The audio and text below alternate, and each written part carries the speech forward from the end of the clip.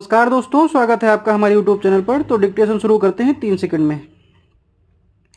इतिहास में हमें ऐसे कई उदाहरण देखने को मिल जाएंगे जो यह स्पष्ट करते हैं कि कैसे व्यक्ति अपनी गलतियों से सीख न लेते हुए बार बार उसे और तीव्रता के साथ दोहराने का प्रयास करता है।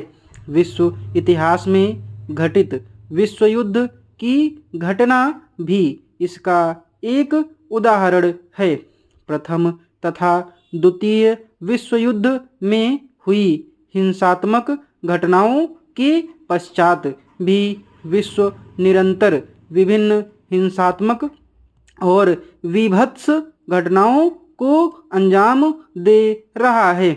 वर्तमान रूस यूक्रेन युद्ध एवं चीन ताइवान समस्या आदि इसके उदाहरण हैं।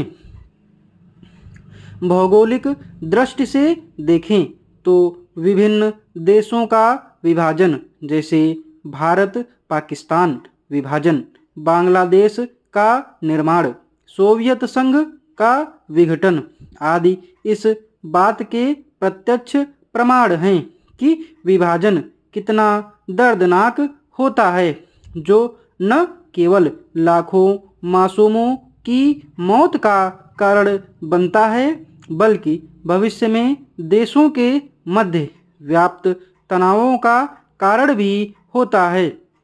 परंतु इसके बाद भी वर्तमान समय में विभिन्न देश राज्य अपने संबंधित देशों से निरंतर अलग होने की मांग करते रहते हैं और युद्ध, दंगे, आतंकवाद जैसी घटनाओं को अंजाम देते हैं।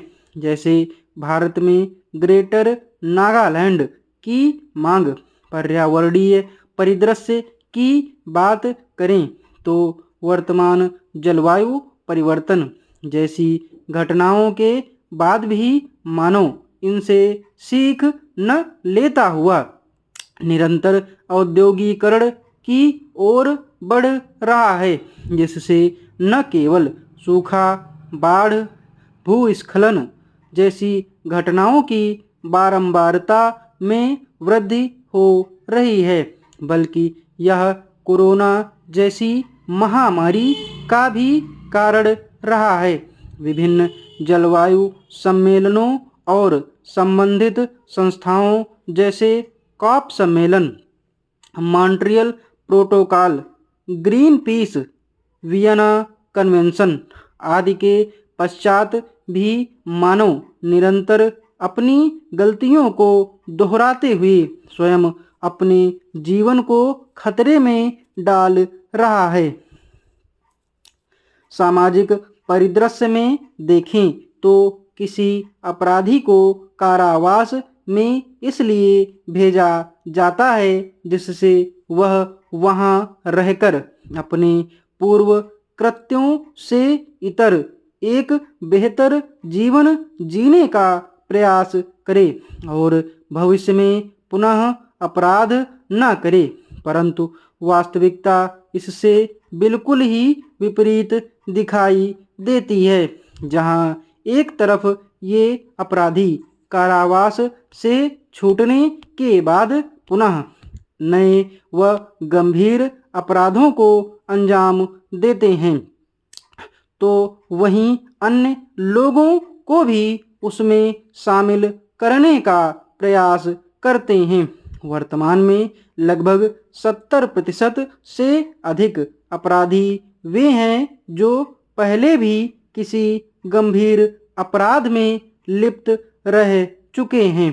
साथ ही यह कहना बिल्कुल भी गलत न होगा कि किशोर सुधार गृह जो किशोरों को अपराध से संरक्षण व उनके सुधार के लिए बनाए जाते हैं, ये भी अपने उद्देश्यों में विफल दिखाई दे रहे हैं। ठीक इसी प्रकार यदि इतिहास की दृष्टि से देखें तो धनानंद द्वारा चाणक्य के अपमान के लिए कहे गए शब्दों के परिणाम स्वरूप चाणक्य ने नंद वंश के विनाश का प्रण लिया एवं उस प्रण को पूरा करने के लिए ही चंद्रगुप्त मौर्य को शिक्षा दी और आगे चलकर मौर्य वंश की नींव पड़ी। इस डिक्टेशन की पीडीएफ आपको हमारे टेलीग्राम चैनल से मिल जाएगी, जिसका लिंक डिस्क्रिप्शन में डाल देंगे।